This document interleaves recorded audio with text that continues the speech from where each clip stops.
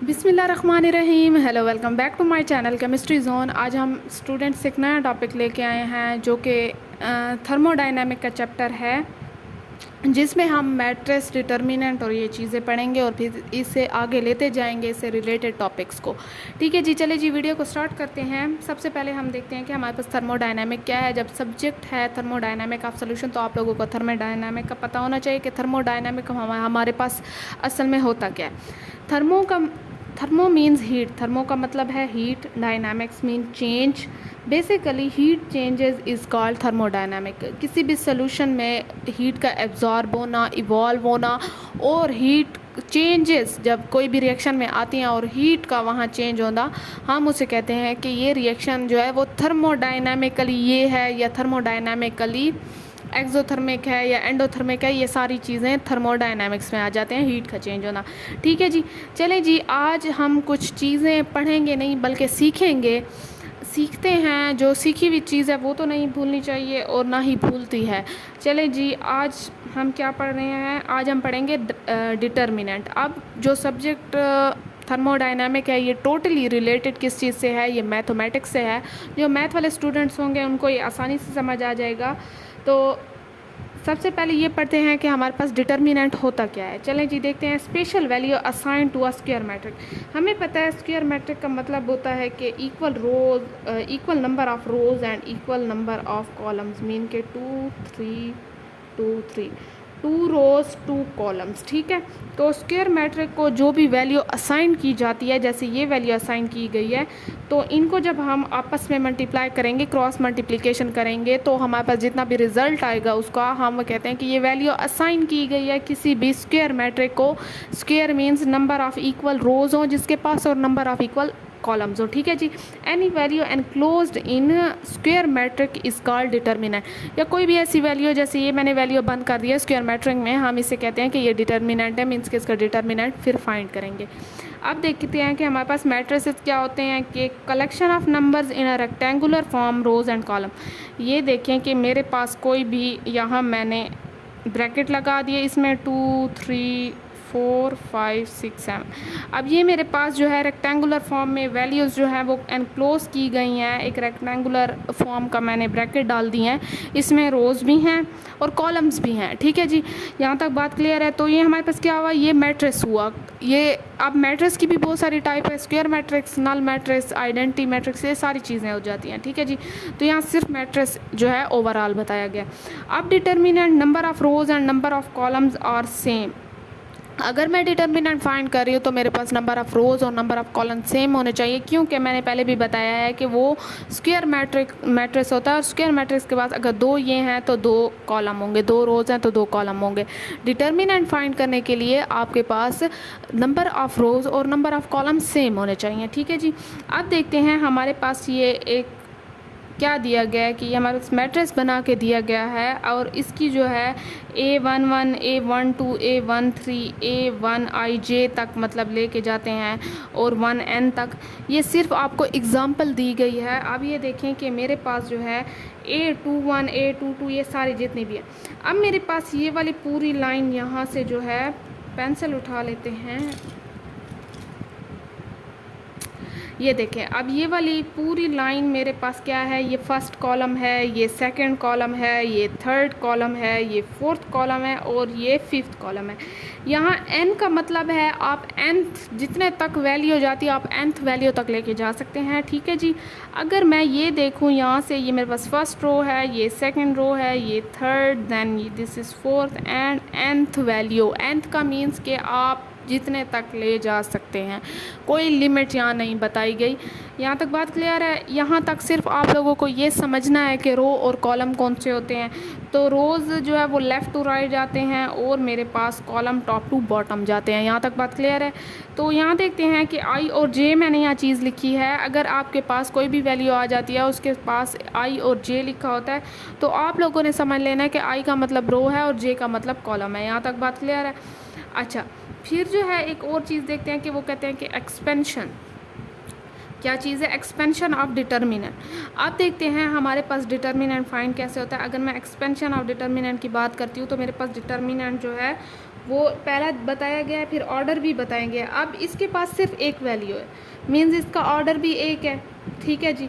अब जो है मेरे पास दूसरा है, इसका ऑर्डर कौन सा है, 2 रो हैं 2 कॉलम है, ठीक है। ये देखिए, ये 2 रो, 1 रो, ये दूसरी रो, ये 1 कॉलम, ये दूसरा कॉलम, तो मेरे पास ऑर्डर क्या होगा, ये 2 होगा। ये आइडेंटिटी मैट्रिक है, सॉरी ये स्क्वायर मैट्रिक है। ये देखें, ये क्या है, स्क्वायर मैट्रिक्स है, ठीक है जी। यहाँ तक बात क्लियर हो गई। चलिए जी, आगे अगर मैं देखूँ तो मेरे पास इसका ऑर्डर क्या है, 1 2 3, ठीक है। अगर मैं इस तरीके से देखूँ तो मेरे पास 3 आते हैं, ठीक है। और अगर मैं इस तरीके से देखूं तो भी मेरे पास क्या चीज़ है, 3 आ रहे हैं, तो मेरे पास ऑर्डर क्या होगा, 3 होगा। यहाँ तक बात क्लियर है। अब देखिए, वो कहते हैं कि first order means only 1 row and 1 column. जैसे मैंने ये चीज़ देख लें कि मेरे पास एक रो है, अगर मैं इसे ऐसे करूं या इसे ऐसे करूं, एक रो है 1 कॉलम है। 2 का मतलब 2 रो 2 कॉलम, ऑर्डर का ये मतलब है कि कितनी रोज़ और कितने कॉलम्स हैं, ठीक है जी। यहाँ तक बात क्लियर है। अब ये देखें मेरे पास के इन सेकंड रो 2 रोज़ होंगे और 2 कॉलम्स होंगे, in second order, sorry 2 rows 2 column, जैसे मैंने बताया। To find the determinant of second order we use the cross multiplication. एक चीज़ आप लोगों ने याद रखनी है कि जब मेरे पास एक सिर्फ जो मैंने यहाँ पे 1 1 ये था और इसका ऑर्डर 1 था, तो इसका डिटर्मिनेंट फाइंड हो भी नहीं सकता, क्योंकि डिटर्मिनेंट में होती है क्रॉस मल्टीप्लिकेशन, ठीक है। फिर हमारे पास एक पहले ये क्या था, A1 1 था जिसका ऑर्डर था 1। फिर मेरे पास क्या चीज़ थी, A1 1 A1 2 A2 1 A2 2 और इसका ऑर्डर था 2, ठीक है। अब डिटर्मिनेंट हमने फाइंड करना है। मैंने ऑर्डर का तरीका बता दिया आपको कि इसका हमारे पास डिटर्मिनेंट फाइंड नहीं हो सकता, क्योंकि ये ऑलरेडी एक ही है। तो हमारे पास आप सेकंड से शुरू करते हैं कि इसका डिटर्मिनेंट फाइंड करने का तरीका कौन सा होगा। पहले मैंने सिर्फ डेफिनेशंस आप लोगों को बताई हैं, अब जो है वो सिर्फ फार्मूला देखेंगे कि हमारे पास फार्मूले के लिहाज से कैसे फाइंड होता है डिटर्मिनेंट। अब इसका फार्मूला यहाँ देखें, फिर हम इसका करेंगे। पहले इसका किया नहीं हो रहा था, फिर इसका अब करेंगे, फिर तीसरे का भी करेंगे। चलिए जी, अब इसका देखते हैं। तो मैंने यही कहा है कि डिटर्मिनेंट में हम करते हैं क्रॉस मल्टीप्लिकेशन, और जब क्रॉस मल्टीप्लिकेशन करेंगे तो दरमियान में लगाएंगे माइनस का साइन, ठीक है जी। अब ये देखें, मैंने क्रॉस मल्टीप्लिकेशन की है, A1 1 और A2 2 मल्टीप्लाई हो गया, दरमियान में माइनस का साइन आ गया। अब मेरे पास A1 2 और A2 1 2 और यहाँ 2 1 है, सो हाँ ये 2 1 और A1 2 मेरे पास क्या होगा, मल्टीप्लाई हो गया। तो इसका जो भी आंसर आएगा इसका डिटर्मिनेंट निकल आएगा। लेट सपोज कोई नंबर लेके एग्जांपल लेते हैं। अगर मैंने नंबर लेके कोई एग्जांपल ली, जैसे 1 3 4 5 है, तो मेरे पास 1 5 के साथ मल्टीप्लाई होगा और ये 3 के साथ होगा। क्रॉस मल्टीप्लिकेशन का मतलब क्रॉस आएगा। तो मेरे पास 1 × 5 माइनस जो है वो दरमियान में आएगा, 4 × 3 हो गया, तो 5 और 12 मेरे पास आंसर क्या आ गया, डिटर्मिनेंट कौन सा फाइंड हो गया, -7, ठीक है जी। यहाँ तक बात क्लियर हो गई। अब एक और चीज़ देखते हैं कि in the case of third order we use 2 terms, एक होता है माइनर, ठीक है, और एक होता है कोफैक्टर। चलिए जी, इसका तो हमने फाइंड कर लिया कि मेरे पास यहाँ पे क्रॉस मल्टीप्लिकेशन होगी। पहले का नहीं हो रहा था, दूसरे का ये सिंपल सा तरीका है। अब थर्ड वाले में ये मसला है कि इसकी 3 रोज़ हैं 3 कॉलम्स हैं, तो इसके 2 तरीके होंगे। इसका क्या चीज़ होगी, यहाँ तो सिर्फ क्रॉस मल्टीप्लिकेशन थी,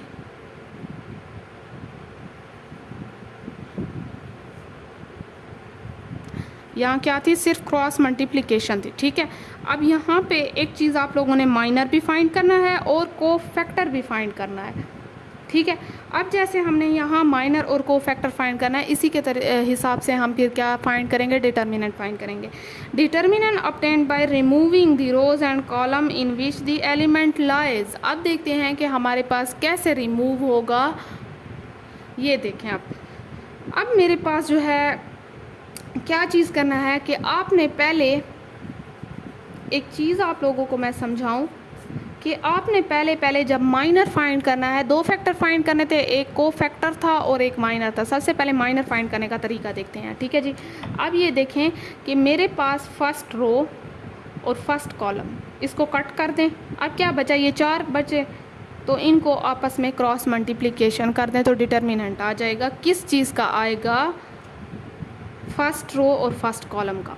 मीन्स के यहाँ मैंने ए आई जे, मैंने इसे कहा था कि ये रो है और मैंने जे को कहा था ये कॉलम है, ऐसी बात थी पीछे, ठीक है। तो मैं पहली रो है, ठीक है, और पहला कॉलम, तो मैं 1 और 1 लगा सकती हूँ ना, बिल्कुल लगा सकती हूँ। तो मेरे पास यहाँ पे आई है और ये दूसरा जो है ये जे है। मींस कि आपको 1 1 से ये समझ आएगा कि पहली रो और पहला कॉलम है। तो इसका आप लोगों ने डिटर्मिनेंट फाइंड किया है। अगर कोई ये देखेगा तो उसे ऑटोमेटिकली समझ आ जाएगी कि पहली रो और पहले कॉलम को कट किया गया और इसका डिटर्मिनेंट निकाला गया। अगर आप ऐसे ही लिख देंगे तो किसी को समझ नहीं आएगा और आपका क्वेश्चन गलत हो जाएगा। ये देखें, अब इसका माइनर जो भी आता है आंसर मैंने निकाली। अब देखें कि मैंने एक एग्जाम्पल ली है, ठीक है।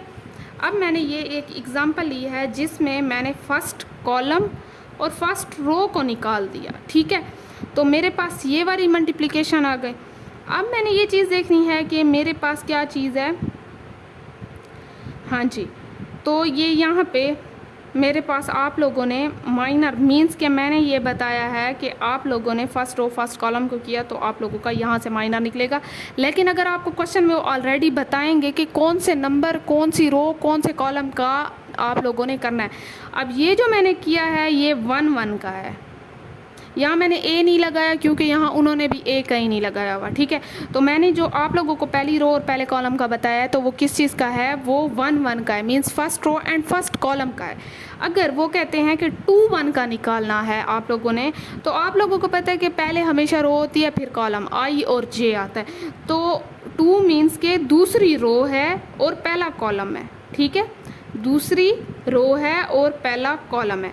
तो मेरे पास क्या होगा कि पहला कॉलम दूसरी रो, ठीक है, ये और ये हटा दें तो मेरे पास क्या बच गया, 4 6 7 9। इनको आपस में क्रॉस मल्टीप्लिकेशन मैंने कर दी। ये देखें, ये फर्स्ट, ये सेकंड रो, ये वाली सेकंड रो एंड ये फर्स्ट कॉलम, ये गया, ये बच गए, मैंने ये लिख लिए, इसका मैंने निकाल लिया। तो मेरा इस चीज़ का आंसर निकल आया। यहाँ तक आप लोगों को बात क्लियर है।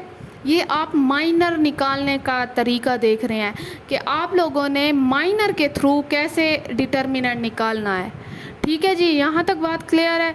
ये सिर्फ आप लोग माइनर का तरीका देख रहे हैं जिससे हम लोग ऑर्डर 3 का कोई भी मैट्रिक्स है उसका ऑर्डर 3 है, 3 रोज 3 कॉलम है, तो उसका हम तरीका निकाल रहे हैं। वो भी आप लोगों को बताएंगे कि कौन सी रो और कौन सा कॉलम कट करना है और कौन से जो बचेंगे उनका निकालना है, ठीक है जी।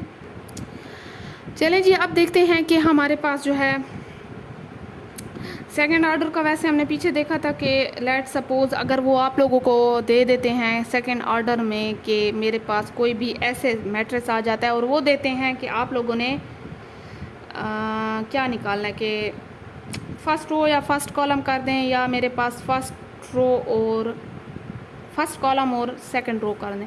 तो मेरे पास ऐसे करके ऐसे ये चीज़ बच गई ना, तो जो चीज़ अकेली बच जाएगी वहीं डिटर्मिनेंट आ जाएगा, सॉरी माइनर आ जाएगा। मींस के माइनर जो है आप सेकंड का भी निकाल सकते हैं, थर्ड का मल्टीप्लिकेशन होगी, क्रॉस मल्टीप्लिकेशन होगी। लेकिन अगर आप लोग माइनर निकाल रहे हैं सेकंड का तो मेरे पास क्या होगा कि सिर्फ जो चीज़ बचेगी वहीं आएगी, क्योंकि ये एक ही चीज़ बच गई तो मेरे पास क्या आएगी, सिर्फ सी माइनर आ जाएगा। यहाँ तक बात क्लियर है।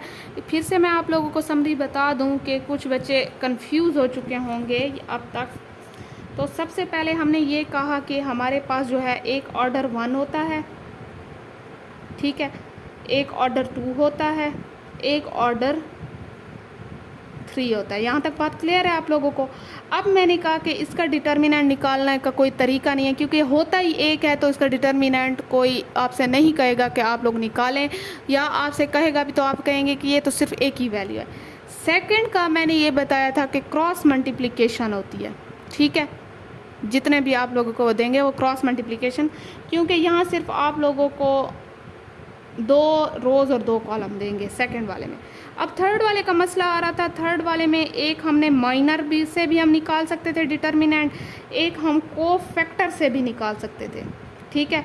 अब माइनर में भी सेकंड ऑर्डर वाले का हम ऐसे निकालेंगे कि वो अगर आप लोगों को कोई भी चीज़ देंगे, लेट सपोज वो कहते हैं कि मेरे पास क्या चीज़ है कि आप लोग फर्स्ट रो कर दें, फर्स्ट रो और सेकंड कॉलम कर दें। तो मेरे पास 1 2 का आप लोगों ने माइनर निकालना है, मींस के फर्स्ट जो है वो रो कर दें, सेकंड कॉलम कर दें। तो मैंने क्या किया, फर्स्ट रो और सेकंड कॉलम को कट कर दिया, तो मेरे पास क्या बचा, सिर्फ 3 बचा। तो मेरे पास माइनर 3 आएगा। यहाँ तक माइनर निकालना आसान था कि ये सेकंड ऑर्डर था, लेकिन अब माइनर में थर्ड ऑर्डर भी है। तो आप लोगों ने थर्ड ऑर्डर का क्या करना था कि जो चीज़ आप लोगों को वो कोई भी आपको वैल्यू देते हैं, मींस के 1 2 निकालना है, फर्स्ट रो कट करनी है, सेकंड करनी है, तो वो कट करके जितना आप लोगों के पास बच रहा था उसका आप लोग क्रॉस मल्टीप्लिकेशन करके माइनर निकाल रहे थे। यहाँ तक बात क्लियर है। अब देखते हैं कि ये मेरे पास माइनर का तो हो गया, अब आते हैं कोफैक्टर। एक चीज़ आप लोगों ने याद रखनी है कि जब आप लोग कोफैक्टर निकालेंगे तो उससे पहले आपको माइनर निकालना पड़ेगा। माइनर में तो ऐसा कोई नहीं था, माइनर तो सिर्फ माइनर ही निकालते थे, कोई और चीज़ नहीं निकाल रहे थे। लेकिन कोफैक्टर का ये है कि उसके फार्मूले में माइनर आ रहा है, तो आप लोगों को पहले माइनर भी निकालना पड़ेगा। ये देखें, ये कोफैक्टर का फार्मूला है जिसमें हमारे पास क्या चीज़ है। अब ये देखें कि मेरे पास ये कोफैक्टर आई मींस के रो, जे मींस के कॉलम, ये मेरे पास -1 रो प्लस कॉलम, ठीक है। और ये मेरे पास माइनर रो प्लस कॉलम, किस रो और कॉलम का माइनर निकाला है ये भी लिखेंगे। यहाँ तक बात क्लियर है।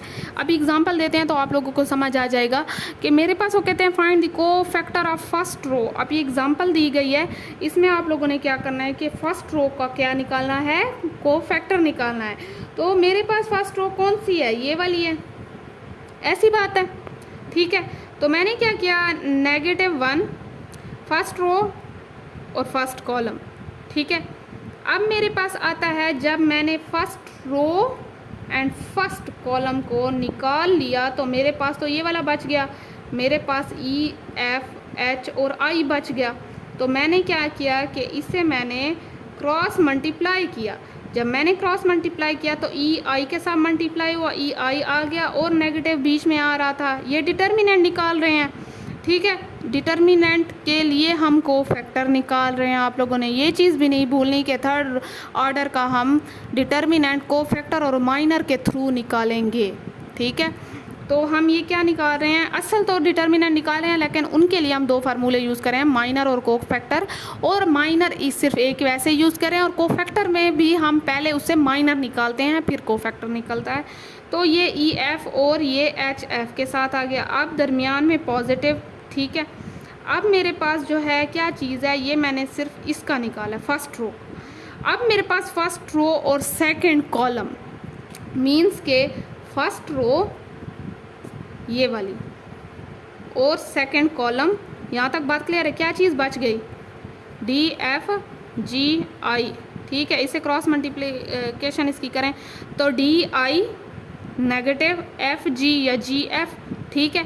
अब फिर से प्लस आएगा और मेरे पास क्या आएगा, पहले फर्स्ट रो और अब थर्ड कॉलम, ये चीज़ और ये चीज़। तो मेरे पास क्या बच गया, DEGH, इससे क्रॉस मल्टीप्लिकेशन करें तो DH नेगेटिव EG। यहाँ तक बात क्लियर है। इनके दरमियान नेगेटिव लगेगा, लेकिन ये हम जो ये वाली चीज़ लगा रहे हैं ये पॉजिटिव लगेगी। अब आप लोगों ने क्या करना है कि मेरे पास जो है इसे करें, कोई वैल्यू नहीं आ रही। इनका भी आप लोग करके देख सकते हैं, इनकी कोई वैल्यू नहीं आ रही, मीन्स के कैलकुलेटर पे भी करके देख सकते हैं। अब देखें कि मेरे पास EIFH फिर नेगेटिव जो मेन साइन था ये नेगेटिव आ रहा है, इनके दरमियान भी नेगेटिव है। तो DIFG और जो मेरे पास ये बच गए हैं, अगर आप लोग इन चीज़ों को कैलकुलेटर पे भी करके देखेंगे तो इनकी वैल्यू 1 ही आएगी।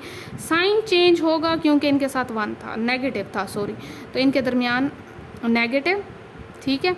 अब ये नेगेटिव और ये नेगेटिव क्या हो गया, पॉजिटिव हो गया। यहाँ तक बात क्लियर है। तो मेरे पास ये आंसर आ गया। अगर ये वैल्यूज़ इसके पास होती तो हम आगे मल्टीप्लाई करके फिगर निकाल सकते थे, लेकिन यहाँ तो अल्फ़ाबेटिकल दिया गया है तो हम यहाँ इससे मज़ीद आंसर नहीं निकाल सकते। अब देखते हैं आप लोग, अब आगे देखें कि रूल वो क्या कह रहे हैं। अब जो है मैं ये कहूँ कि इस चीज़ को अगर आप लोगों को समझ नहीं आई तो आप लोग कोई रफ़ पेज लें, इसे उस पर सॉल्व करें। अगर आप लोगों को समझ नहीं आ रही तो मुझे कमेंट सेक्शन में बताएं, ठीक है। रूल कहते हैं कि if I and J means के row and column value is equal to even, अगर वो कहते हैं यहाँ पे I और J मीन्स के रो और कॉलम लिखा हुआ है, इसकी वैल्यू इवन है तो मेरे पास पॉजिटिव वैल्यू आएगी। ये 2 बन रहा है तो यहाँ मेरे पास कुछ नहीं आया, यहाँ पॉजिटिव लग गया, ठीक है। अगर वो कहते हैं कि ऑड में आएगी, जैसे ये 3 बन रहा है ये चीज़, तो मेरे पास यहाँ नेगेटिव आएगा, ठीक है। अब मेरे पास ये पॉजिटिव है इसके ऊपर, तो यहाँ मेरे पास पॉजिटिव आएगा। यहाँ तक बात क्लियर है? क्योंकि इवन ऑड ऐसे चलेगा कि जहाँ पे इवन है वहाँ पॉजिटिव, जहाँ पे ऑड है वहाँ नेगेटिव साथ में आएगा। यहाँ तक बात क्लियर हो गई आप लोगों को? अब चीज़ ये देखें कि एग्जांपल दी गई है हमारे पास कि वो कहते हैं कि को फैक्टर ऑफ फर्स्ट रो निकालना है, फर्स्ट रो, ठीक है। तो ऑटोमेटिकली मेरे पास क्या आ जाएगा, फर्स्ट कॉलम, ये वही चीज़ है जो मैंने पीछे बताई है, खोल के यहाँ बताई है। अब मेरे पास आके आप लोगों को समझ आ जाए, अब मेरे पास बच के आ गया है ये, तो मैंने ये चीज़ें यहाँ लिख दी। जब इनका डिटर्मिनेंट निकालेंगे तो क्रॉस मल्टीप्लिकेशन करेंगे, मैंने इनकी क्रॉस मल्टीप्लिकेशन की है तो मेरे पास ई आई के साथ मल्टीप्लाई हुआ, नेगेटिव एफ एच के साथ हुआ, तो मेरे पास ये आंसर आ गया। इससे मज़ीद आंसर आगे नहीं आएगा क्योंकि अल्फ़ाबेटिकल ऑर्डर है, मीन्स के अल्फ़ाबेट्स में दिया हुआ है, कोई फिगर्स हमारे पास नहीं दिए गए। अब मेरे पास ये देखें कि या डिजिट नहीं दिए गए मेरे पास, ठीक है। अब जो है मेरे पास ये तो मैंने निकाल लिया। अब मेरे पास जो है वो क्या है कि फर्स्ट रो सेकेंड कॉलम, ठीक है। तो मेरे पास डी एफ जी एच बच गया, D F G sorry I बच गया क्योंकि मैंने ये वाली चीज़ निकाल दी है। अब ये चीज़ें बच गई तो इनकी भी क्रॉस मल्टीप्लिकेशन होगी, सेम इनका भी मल्टीप्लाई करेंगे और नेगेटिव आएगा। अब सी के लिए भी सेम होगा कि मैंने थर्ड रो ले ली, ठीक है। मैंने क्या किया, थर्ड रो कॉलम ले लिया, सॉरी फर्स्ट रो ये कॉलम होते हैं और ये रो होती है, ठीक है। तो मैंने ये सी के लिए ले लिया, मेरे पास ये चीज़ें बच गई, मैंने इनका डिटर्मिनेंट निकाल लिया। अब मैंने डिटर्मिनेंट सबका निकाल लिया। अब मैंने क्या करना है कि मैंने इनको फार्मूले में पुट करना है। फार्मूले में पुट करने के लिए एक चीज़ आप लोगों ने नोट की है कि मैंने ये जो चीज़ निकाली है ये क्या है, ये माइनर है। ये माइनर हम ऐसे निकालते थे, हम फर्स्ट रो को कट कर देते थे, फिर सेकंड रो को, वो जैसे हमें कहते थे कि ये रो करनी है कट और ये कॉलम करना है। तो ये हमारे पास जितना भी प्रोसेस हुआ है ये सब का मैंने क्या निकाला है, ये माइनर निकाला है, ठीक है। यहाँ तक बात क्लियर है?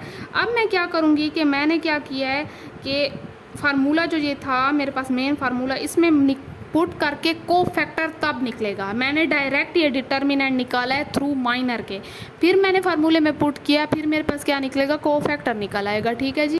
अब देखिए मेरे पास कि फर्स्ट रो जो था और फर्स्ट कॉलम, ये देखें मैंने फर्स्ट रो और फर्स्ट कॉलम का जो निकाला था ए के लिए, मैंने उसे ये भी बता दिया। -1 तो वैसे आएगा, ऊपर आई जे था तो मैंने फर्स्ट रो और फर्स्ट कॉलम के लिए लिख दिया। उसका क्या निकला था, माइनर, ये निकला था, ठीक है। फर्स्ट और फर्स्ट कॉलम के लिए यहाँ मेंशन करने की ज़रूरत नहीं है क्योंकि ऑलरेडी आप लोगों ने यहाँ मेंशन कर दिया।